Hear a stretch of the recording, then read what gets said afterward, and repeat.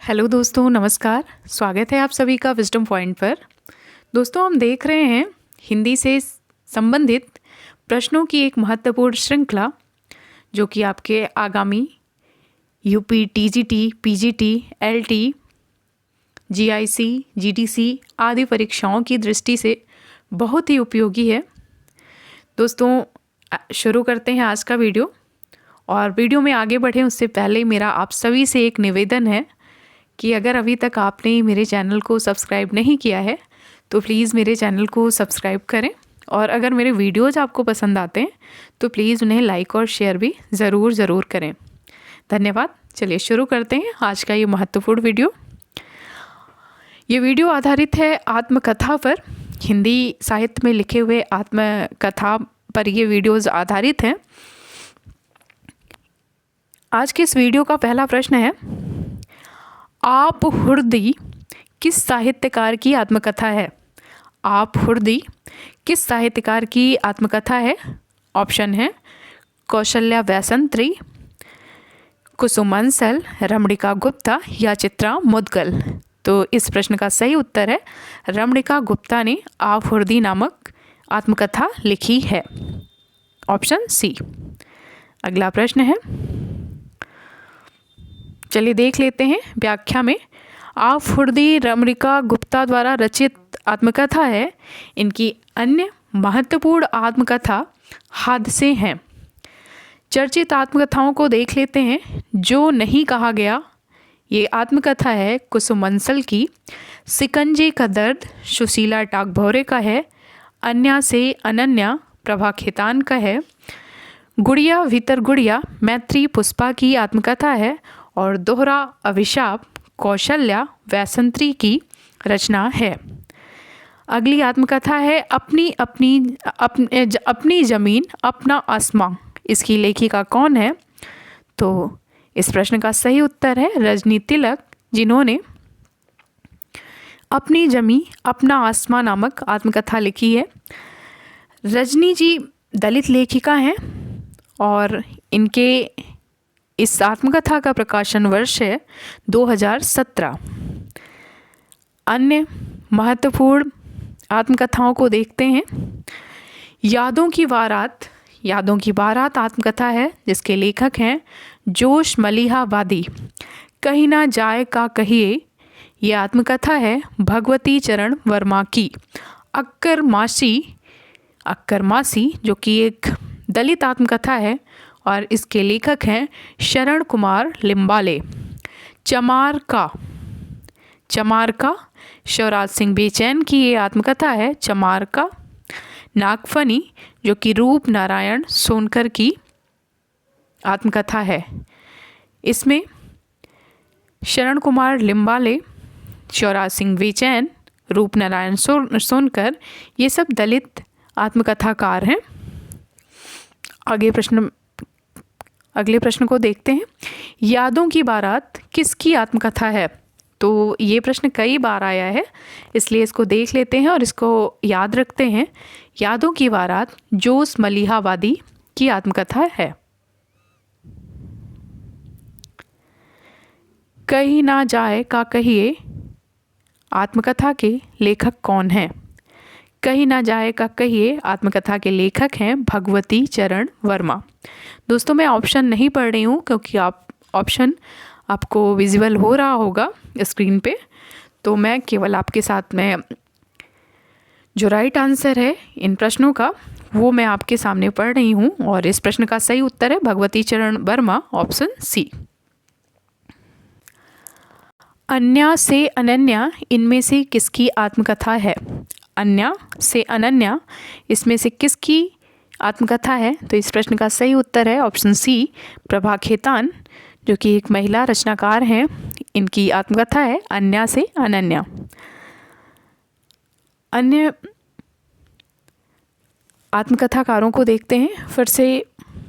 जोश मलिहाबादी का नाम एक बार फिर से आया है और इनकी आत्मकथा का नाम है यादों की बारात। अस्ति और भवती ये आत्मकथा है विश्वनाथ तिवारी की। एक कहानी यह भी ये आत्मकथा है मन्नू भंडारी की। गालिब छूटी शराब, ये रचना है रविंद्र कालिया की। अर्ध कथानक या अर्ध कथा, ये बनारसी दास जैन की रचना है, बनारसी दास जैन की आत्मकथा है। इसका प्रकाशन 1641 ईस्वी में हुआ था और ये हिंदी साहित्य की पहली आत्मकथा मानी जाती है। तरुण के स्वप्न, जो कि सुभाष चंद्र बोस की आत्मकथा है। आत्मनिरीक्षण, सेठ गोविंद दास जी की आत्मकथा है। क्या भूलूं क्या याद करूं, बसेरे से दूर, 10 द्वार से सोपान तक, तथा नीड़ का निर्माण फिर, ये आत्मकथाएं हैं जिनके 4 भाग हैं। ये आत्मकथा है हरिवंश राय बच्चन जी की। एक कहानी या भी आत्मकथा की लेखिका हैं। मैंने ऊपर आपको बताया कि एक कहानी या भी इस आत्मकथा की लेखिका हैं मन्नू भंडारी। मन्नू भंडारी की रचना एक कहानी या भी है। ये किस विधा की रचना है, ऐसा पूछा गया इसमें कि मन्नू भंडारी की रचना एक कहानी या भी किस विधा की रचना है। तो दोस्तों ये एक आत्मकथा है। क्योंकि इसके शीर्षक में कहानी नाम आया है इसलिए लोगों को कन्फ्यूज़न हो सकती है, लेकिन जो मन्नू भंडारी के बारे में जानते हैं वो जानते हैं कि ये मन्नू भंडारी की आत्मकथा है। ये मन्नू भंडारी वही हैं जो हंस के संपादक राजेंद्र यादव थे, उनकी पत्नी हैं, और इसमें उन्होंने अपने संबंधों का जिक्र किया है और अपनी आत्मकथा लिखी है राजेंद्र यादव के साथ में। मन्नू भंडारी की ये रचना है। विधा की दृष्टि से अस्ति और भवति कृति क्या है? अस्ति और भवति नाम, क्योंकि ये संस्कृत के शब्द हैं इसलिए यहाँ कन्फ्यूज़न हो सकती है लोगों को, लेकिन ये ध्यान रखिएगा कि अस्ति और भवति ये आत्मकथा विधा की रचना है और इसके रचनाकार हैं विश्वनाथ प्रसाद तिवारी। इस रचना का प्रकाशन वर्ष है 2014। इनमें से कौन सी रचना आत्मकथा है? बचपन, निंदा रस, ठेले पर हिमालय या आखिरी चट्टान? तो आपको बताना है कि इनमें से कौन सी रचना आत्मकथा है। इस पे स्टार लगा हुआ है इसलिए ऐसा माना जाता है कि ये क्वेश्चन थोड़ा विवादित रहा होगा प्रश्न में। फिर भी आइए व्याख्या देखते हैं तो हमें चीज़ें स्पष्ट हो जाएंगी। डॉक्टर देवराय उपाध्याय ने बचपन के 2 दिन, डॉक्टर शिवराज सिंह बेचैन ने मेरा बचपन मेरे कंधों पर तथा राम नारायण उपाध्याय ने मेरा बचपन नामक आत्मकथा लिखी है। बचपन नाम से कोई भी आत्मकथा हिंदी साहित्य में नहीं मिलती है। ठेले पर हिमालय धर्मवीर भारती का निबंध है। निंदा रस, जो कि हरिशंकर परसाई का व्यंग है, तथा आखिरी चट्टान मोहन राकेश का यात्रा वृत्तांत है। उत्तर प्रदेश माध्यमिक शिक्षा चयन बोर्ड ने अपनी संशोधित उत्तर कुंजी में इस प्रश्न का उत्तर विकल्प ए माना है, लेकिन हिंदी साहित्य में बचपन नाम से कोई आत्मकथा नहीं मिलती है, इसलिए यहाँ ध्यान देने योग्य बात है। 3 बचपन शीर्षक से कोई आत्मकथा नहीं है, तो ये इसका स्पष्टीकरण था और इसकी व्याख्या थी इस प्रश्न की। अगला प्रश्न है, निम्नलिखित में से एक कृति आत्मकथा नहीं है, उसको पहचानना है कि एक कृति इसमें से ऐसी है जो कि आत्मकथा नहीं है, वो कौन सी है। अर्धकथा, निज वृत्तांत, अब मैं नाच्यो बहुत गोपाल या मेरी आत्मकहानी। तो इसमें से अगर देखा जाए अर्धकथा के बारे में आप जानते होंगे, ये वही अर्धकथा है जो हिंदी की पहली आत्मकथानक रचना मानी जाती है, पहली आत्मकथा मानी जाती है, जिसको बनारसी दास जैन ने लिखा था 1641 ईस्वी में। और निज वृत्तांत, मतलब अपना और वृत्तांत मतलब कथा, तो इसके शीर्षक से लग रहा है कि ये आत्मकथा होगी, मेरी आत्मकहानी आत्मकथा है। इसको आपने पढ़ा होगा श्याम सुंदर दास के साथ में, और कई लोगों ने इस शीर्षक से लिखा है। अब बारी आती है ऑप्शन सी की, अब मैं नाच्यो बहुत गोपाल। तो ये अमृतलाल नागर जी का उपन्यास है नाच्यो बहुत गोपाल।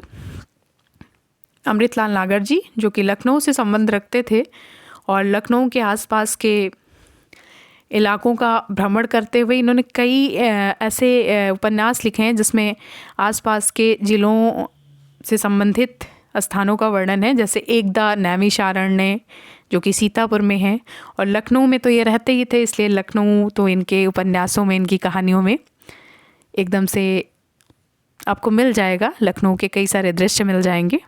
अब मैं नाचो बहुत गोपाल यशस्वी साहित्यकार अमृतलाल नागर का उनके अब तक के उपन्यासों की लीक से हटकर सर्वथा मौलिक उपन्यास है। इस उपन्यास में मेहतर कहे जाने वाले अछूतों में भी अछूत, अभागे, अंत्यजों के चारों ओर कथा का ताना बाना बुना गया है और उनके अंतरंग जीवन की करुणामयी, रसाद्र और हृदयग्राही झांकी प्रस्तुत की गई है। अन्य रचनाओं के लेखक हैं अर्धकथा, जैसा कि मैंने आपको बताया कि बनारसी दास जैन इसके लेखक हैं। निज वृत्तांत ये आत्मकथा है अंबिका दत्त व्यास की, और मेरी आत्मकहानी श्याम सुंदर दास की आत्मकथा है। गालिब छूटी शराब इसमें से किसकी आत्मकथा है? 4 ऑप्शन दिए गए हैं। तो गालिब छूटी शराब इनमें से रविंद्र कालिया की आत्मकथा है। इसका प्रकाशन 2000 ईस्वी में हुआ था। अगला प्रश्न है, इनमें से कौन सी कृति आत्मकथा है? आपको पहचानना है कि इनमें से कौन सी कृति आत्मकथा है। कलम का सिपाही, चीड़ों पर चांदनी, अर्धकथानक या बाणभट्ट की आत्मकथा। तो जैसा कि आप जानते हैं कि कलम का सिपाही एक जीवनी है, चीड़ों पर चांदनी एक यात्रा वृत्तांत है, बाणभट्ट की आत्मकथा हजारी प्रसाद द्विवेदी जी का उपन्यास है। और अब बारी आती है अर्धकथानक की। तो अर्धकथानक जो कि हिंदी की पहली आत्मकथा मानी जाती है। अर्धकथानक को पहला आत्मकथा माना जाता है। तो उम्मीद करती हूँ कि समझ आ गया होगा। ऑप्शन सी इस प्रश्न का सही उत्तर है। अगला प्रश्न है, हिंदी की प्रथम प्राचीनतम आत्मकथा है। हिंदी की प्रथम प्राचीनतम आत्मकथा कौन सी है? तो ये प्रश्न बार बार आ रहा है, इसलिए मुझे ऑप्शन पढ़ने की ज़रूरत नहीं है। मैं आपको बता दूं, इस प्रश्न का भी सही उत्तर ऑप्शन डी है, अर्धकथा। अर्धकथानक किस विधा की रचना है? बार बार, क्योंकि अर्धकथानक इतनी महत्वपूर्ण रचना है हिंदी साहित्य की दृष्टि से और परीक्षाओं की दृष्टि से भी, इसलिए ये बार बार प्रश्न इससे संबंधित आ रहा है। तो आप जान गए हैं, आप अच्छे से जान गए हैं इवन, कि अर्धकथानक आत्मकथा विधि की रचना है। अगला प्रश्न फिर पिछले ही प्रश्न से मिलता जुलता है कि बनारसी दास जैन ने लिखी है, क्या लिखी है? तो हिंदी की पहली आत्मकथा। अर्धकथानक क्या है? बार बार वही प्रश्न, आत्मकथा है। नेताजी सुभाष चंद्र बोस द्वारा लिखित अपनी आत्मकथा का नाम क्या है? नेताजी सुभाष चंद्र बोस जी ने अपनी आत्मकथा लिखी थी और इनकी आत्मकथा का नाम है ऑप्शन ए, तरुण के स्वप्न। अन्य महत्वपूर्ण आत्मकथाओं को देखते हैं। इसमें है परिव्राजक की प्रजा, इसके आत्मकथाकार हैं शांतिप्रिय द्विवेदी जी। आत्मनिरीक्षण जो कि 3 भागों में है, इसके लेखक हैं शेठ गोविंद दास जी। एक कहानी कुछ आप बीती कुछ जग बीती, ये आत्मकथा है भारतेंदु हरिश्चंद्र की। कुछ कही कुछ अनकही, ये आत्मकथा है शीला झुनझुनवाला की। अतीत राग, ये आत्मकथा है नंद चतुर्वेदी की। धूप में नंगे पाँव, ये स्वयं प्रकाश जी की आत्मकथा है। तथा यौवन के द्वार पर, ये आत्मकथा है देवराज उपाध्याय का।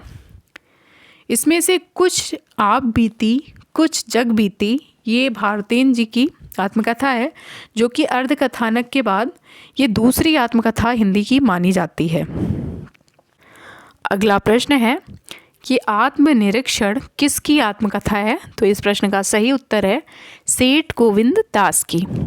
निम्न में से कौन सी हरिवंश राय बच्चन की आत्मकथा नहीं है? तो पढ़ते हैं ऑप्शन को, तब हमें क्लियर हो जाएगा। यौवन के द्वार पर, ऑप्शन फर्स्ट ही इनकी आत्मकथा नहीं है। बाकी 10 द्वार से सोपान तक, बसेरे से दूर और नीड़ का निर्माण फिर, ये आत्मकथाएं हैं हरिवंश राय बच्चन जी की।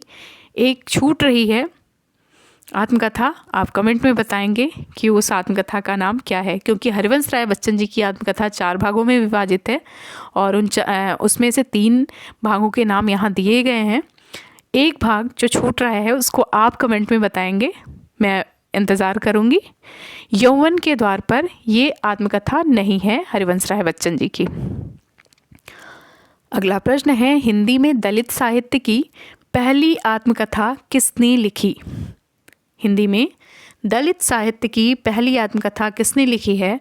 तो लेखक का नाम है मोहनदास नैमिषारण्य ने। मोहनदास नैमिषारण्य ने हिंदी में पहली दलित आत्मकथा 1995 में लिखी। इनकी आत्मकथा का नाम है अपने अपने पिंजरे। दलित लेखक भगवान दास ने मैं भंगी हूँ शीर्षक से एक आत्मकथा लिखी थी, जो कि उर्दू भीम पत्रिका में 1957 ईस्वी में तथा पुस्तक के रूप में 1981 में प्रकाशित हुई थी, किंतु इसे ना तो पहली दलित आत्मकथा माना गया, ना ही भगवान दास को प्रथम दलित आत्मकथाकार माना गया। आइए देखते हैं कुछ अन्य दलित आत्मकथाओं को, जिसमें से बहुत ही महत्वपूर्ण है जूठन, जिसका प्रकाशन वर्ष है 1997 ईस्वी और इसके लेखक हैं ओम प्रकाश वाल्मीकि जी। अपने अपने पिंजरे मोहन नैमिषारण्य जी की है, मोहनदास नैमिषारण्य की, लेकिन जो प्रतिष्ठा मिली जूठन को, जो कि रचना है ओम प्रकाश वाल्मीकि जी को, और यहाँ से एक लंबी परंपरा मिलती है दलित आत्मकथाकारों की, आत्मकथा लेखन जिन्होंने आत्मकथाओं की रचना की है। जूठन उसमें एक महत्वपूर्ण कड़ी सिद्ध होती है। तिरस्कृत, घूट अपमान के और संतप्त, ये 3 आत्मकथा शीर्षक हैं। ये 3 आत्मकथाएं लिखी हैं सूरजपाल चौहान जी ने। दोहरा अभिशाप, ये कौशल्या बैसंत्री जी हैं जिन्होंने ये आत्मकथा लिखी है। मुर्दहिया और मणिकर्णिका, ये डॉक्टर तुलसी राम जी की आत्मकथाएं हैं। घुटन रमाशंकर आर्य की कथा है। झोपड़ी से राजभवन माता प्रसाद की आत्मकथा है। और जाति आरक्षण कैलाश नाथ की आत्मकथा है। हिंदी की अन्य महत्वपूर्ण आत्मकथाओं को देखते हैं। रसीली टिकट अमृता प्रीतम की आत्मकथा है। मुड़ मुड़ के देखता हूँ राजेंद्र यादव जी की आत्मकथा है।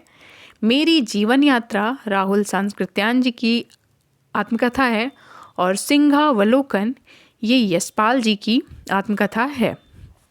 क्या भूलूं क्या याद करूं, नीड़ का निर्माण फिर, बसेरे से दूर, 10 द्वार से सोपान, ये चारों आत्मकथाएं हैं हरिवंश राय बच्चन जी की। एक अगली आत्मकथा है जो कई बार परीक्षाओं में पूछी गई है, झोपड़ी से राजभवन। ये किस साहित्यकार की आत्मकथा है? तो झोपड़ी से राजभवन ये माता प्रसाद जी की आत्मकथा है। सिंहावलोकन किसकी आत्मकथा है? सिंहावलोकन यशपाल जी की आत्मकथा है। मैं ऑप्शन नहीं पढ़ रही हूँ दोस्तों, मैं केवल आपको राइट आंसर बता रही हूँ। सिंहावलोकन किसकी आत्मकथा है? तो इस प्रश्न का सही उत्तर है ऑप्शन बी, यशपाल की। अगला प्रश्न है, यशपाल की आत्मकथा का नाम क्या है? तो यशपाल की आत्मकथा है ऑप्शन बी, सिंहावलोकन। जूठन किस लेखक की आत्मकथानक कृति है? जूठन, जो कि ओम प्रकाश वाल्मीकि की आत्मकथानक कृति है। अगला प्रश्न है, ओम प्रकाश वाल्मीकि की आत्मकथा का क्या नाम है? ओम प्रकाश वाल्मीकि की आत्मकथा का नाम है जूठन। अगला प्रश्न है, अपने अपने पिंजरे आत्मकथा के लेखक कौन हैं?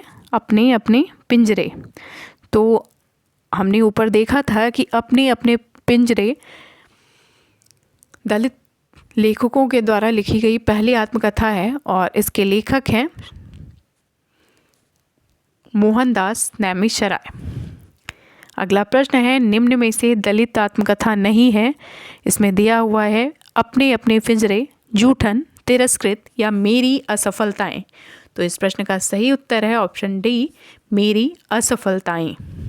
अगला प्रश्न है, मणिकर्णिका किसकी आत्मकथा है? मणिकर्णिका आत्मकथा है तुलसी राम जी की, और तुलसी राम जी की दूसरी आत्मकथा का नाम है मुर्दहिया। मुर्दहिया किस लेखक की आत्मकथा है? मैंने आपको बताया कि ये तुलसी राम जी की आत्मकथा है, और मुर्दहिया मैंने पढ़ी है, वाकई में बड़ा रोचक है और बहुत ही मार्मिक है। अगला प्रश्न है, रसीली टिकट इनमें से किसकी आत्मकथा है? रसीली टिकट इनमें से किसकी आत्मकथा है? इस प्रश्न का सही उत्तर है अमृता प्रीतम।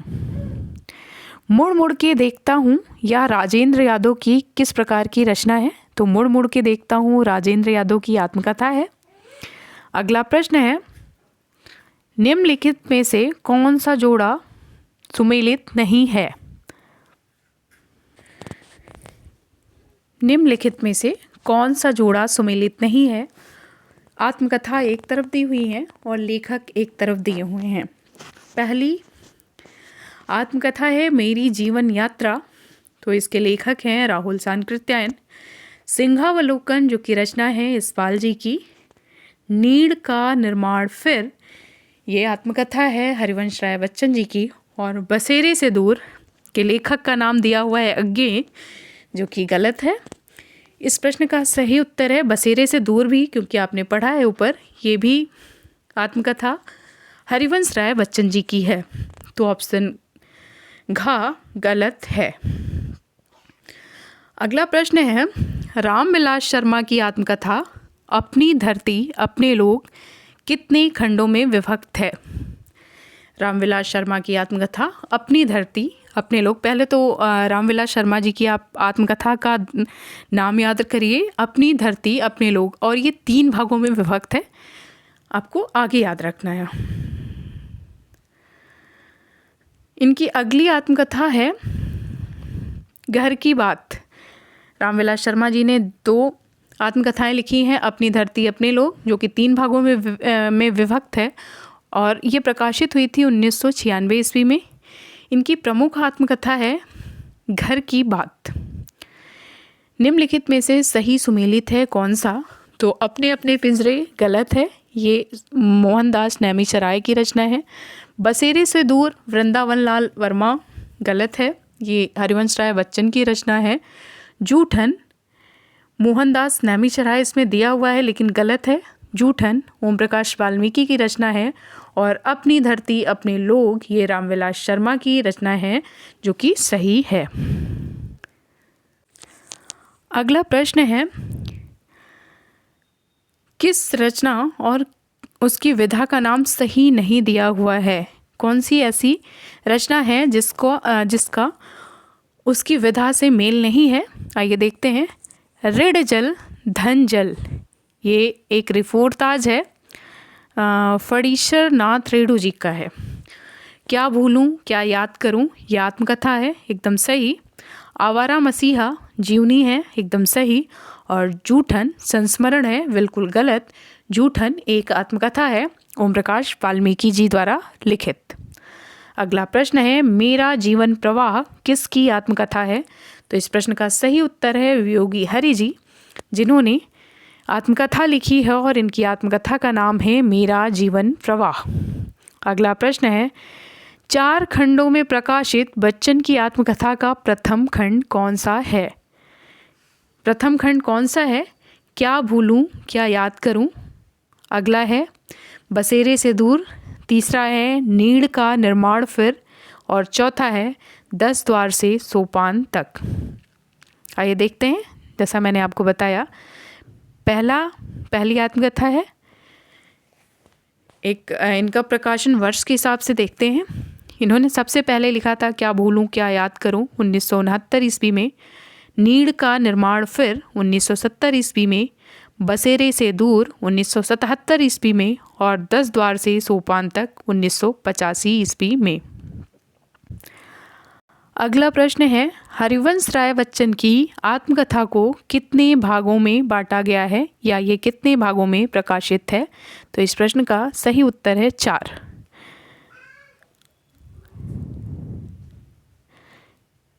क्या भूलूं क्या याद करूं किसकी आत्मकथा का पहला खंड है? हरिवंश राय बच्चन।